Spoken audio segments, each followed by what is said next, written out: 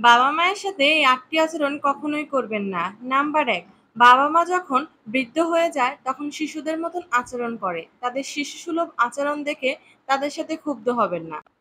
একটাবার নিজের কথা চিন্তা করুন তো, আপনি যখন ছোট ছিলেন তখন বাবা-মার কাছে কত কিছু বায়না করেছেন, কত কিছু জিজ্ঞেস করেছেন, কত শিশুসুলভ আচরণ করেছেন। তারা কি আপনার সাথে এমন করেছে?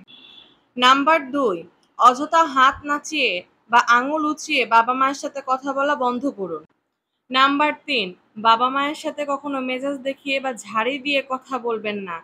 তারা যে প্রশ্নই করুক না কেন তাদের সাথে বিনয়ের সাথে উত্তর দিন। নাম্বার ৪, বাবা-মা যদি কোনো কিছু বলে সেটা মনোযোগ দিয়ে শুনুন। বিরক্তি বা অস্থিরতা প্রকাশ করবেন না। নাম্বার ৫, আপনার বাবা-মায়ের সাথে আপনার মতের অমিল হতেই পারে, তাই বলে তাদের সাথে তর্ক করবেন না। বিনয়ের সাথে আপনার যুক্তি তুলে ধরুন।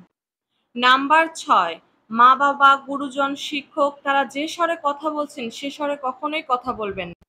নাম্বার ৭, আমাদের বাবা-মারা বৃদ্ধ হলে তাদের বিভিন্ন শারীরিক এবং মানসিক সমস্যা হয়ে থাকে। বারবার তার শারীরিক এবং মানসিক সমস্যার কথা তাকে মনে করিয়ে দিবেন না।